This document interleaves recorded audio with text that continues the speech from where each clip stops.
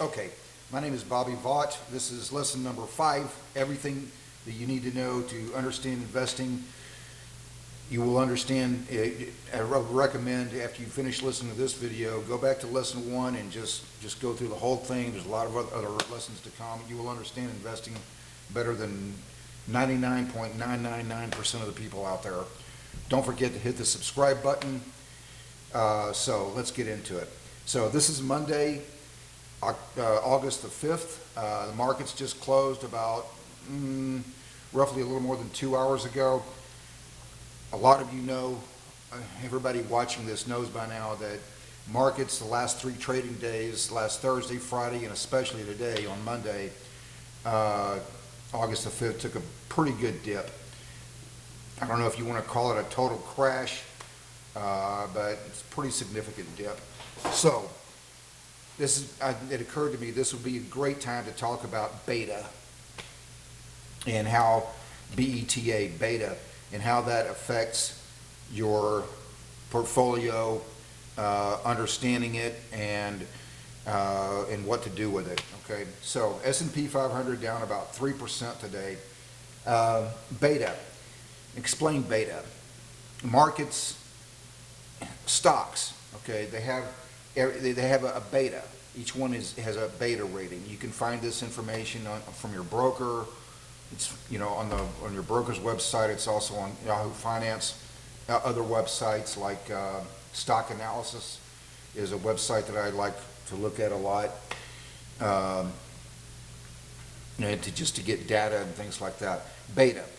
Let's define it, and then we can understand it and talk about its significance to your portfolio.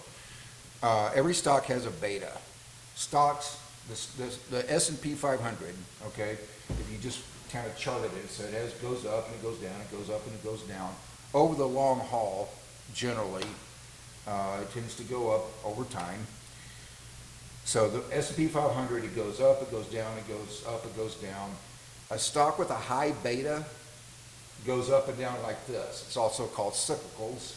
Goes up and down like this. Okay, more volatile, in other words. Stocks with a low beta, and we're going to give some examples of low beta stocks here in a minute. Stocks with a low beta fluctuates like this. Imagine this is price and this is time. Not as volatile. Okay. So we'll just get back to that in a moment. So in recent news, Kamala Harris seems to be doing a little bit better in the polls. We thought it was probably about a 2 out of 3 chance or better that Trump wins November the 5th. Now it looks more like a coin flip, pretty much a coin flip. So we don't know. The ramifications of that is pretty clear. It's caused a pretty big sell-off, not just in the United States, but worldwide. In Japan, especially, a lot of places. The problem with the left's, by the way, I really, in these lessons, I really wanted to, as much as possible, try to keep politics out of it, out of these lessons. I do more political stuff in other videos. I wanted these lessons to be more for anybody, Republican, Democrat, whomever who could benefit from it. That being said, you can't just completely keep politics out of this. I think people who try to do that are in investing are doing you a big disservice. For like it or not, the political sphere has something to do with the markets, has a lot to do with the economy. You can't just completely ignore it. The problem with the left's economics, in a nutshell, is there's nothing they propose that has anything to do with economic growth, and everybody knows it. Like what? It's not raising taxes or letting the tax cuts expire. It's not. It's certainly not raising taxes on corporations. It doesn't have anything to do with economic growth. And there's nothing about that that has anything to do with economic growth. We know that in 2021, coming out of COVID, or coming out of the lockdowns, probably a better way to phrase that, we had significant economic growth in 2021. Coming out of the lockdowns, basically just, most of the jobs that disappeared disappeared and they came back. We had about 5.8% economic growth in 2021. Since then, it's been pretty anemic, roughly about 1.5 to 2% economic growth since then. And nothing about the left's policies that has anything to do with economic growth. Raising taxes on corporations, it's not a pro-growth policy. And people who pay the corporate taxes in effect are people like you and me. The raising taxes on businesses, all that does is means that it translates either into combination. It's a combination of these three things: higher prices than what otherwise would have been, lower wages than what otherwise would have been, or less to the shareholders than otherwise what would have been. It's a combination of those three things. So I'm not in light of this recent dip. I am not suggesting that you just completely get out of the stock market. I think that's a mistake. But we may want to play a little more defense. Okay. Whether or not you want to sell has a lot to do with the capital gains and therefore the capital gains tax. Despite this recent significant dip, if you've held, stocks like Apple and other things for a significant amount of time, you've done pretty well over the past, many years.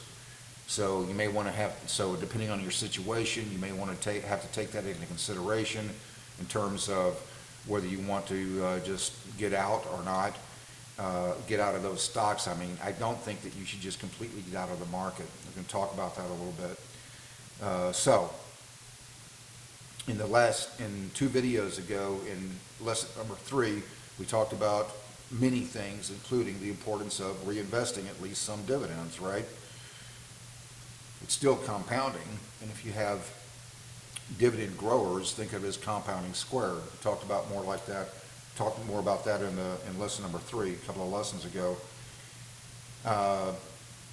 So you may want to consider, for me personally, for right now at least, until we get a little more clarity in terms of the political environment, playing a little more defense. When you watch the financial news and they talk about playing defense, what they're referring to is low beta stocks, basically.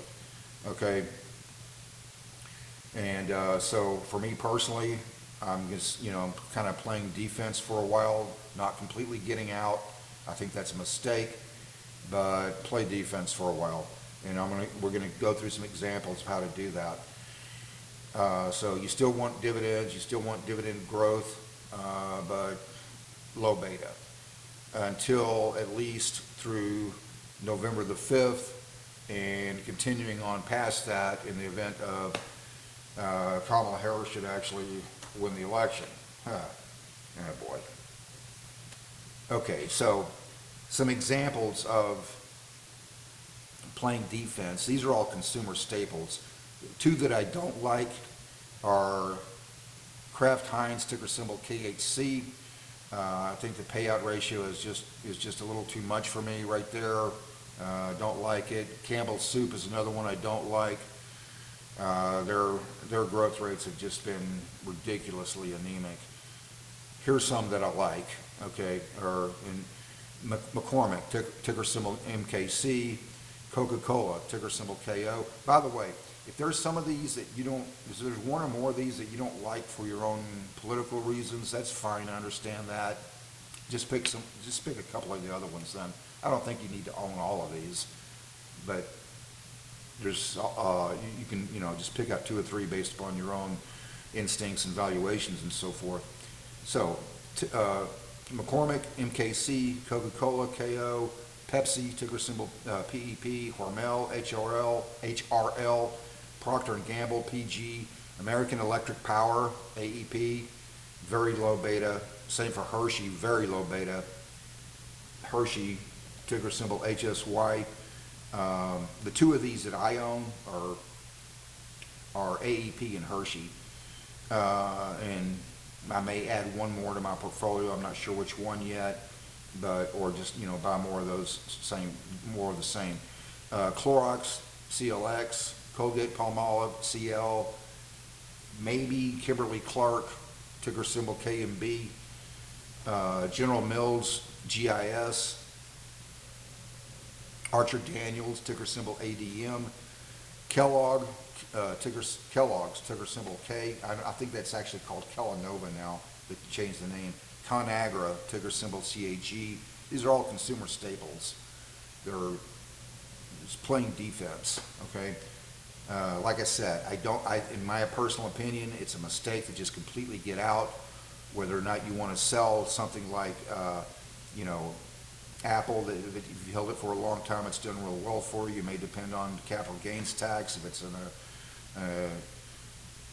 if it's in a something like a 401k, you're just trying to, you know, play defense, and you want to drive the price, the value as high as you can, right? Because at some point you're going to withdraw it. If you have that in a, I'm going to call it a regular account or non-trading account or non-retirement account, they're all trading accounts, a non-retirement account, then you may have to, you know, take into consideration the capital gains tax, depending on how long you've held it, and whether we want to sell it and then, you know, move to something more defensive. As far as new dividends going in, however, you're living on some dividends or using it to make your life a little bit easier, using other parts of the dividends to buy more shares, compounding. That part of it, for right now, I'm suggesting just play defense, low beta. So, those are some names that I like, and just kind of, you know, play a little, be a little more defensive perhaps until we get more clarity regarding the political environment, because there's nothing about the left that has anything to do with economic growth. In any event, so I thought, like I said, I thought at the beginning of this video, I thought this would be a great time to talk about beta. I was planning to save that for some future lesson, but in light of what's happened the last 3 days in the markets, just decided to kind of bump that up the schedule a little bit, talk about beta. Looking for low beta right now. So, hope that helped. Don't forget to hit the subscribe button and go back to lesson 1. Go through every lesson. You'll understand investing better than almost anybody out there. And until lesson number 6 in a few days, have a great week, and see you then. Bye-bye.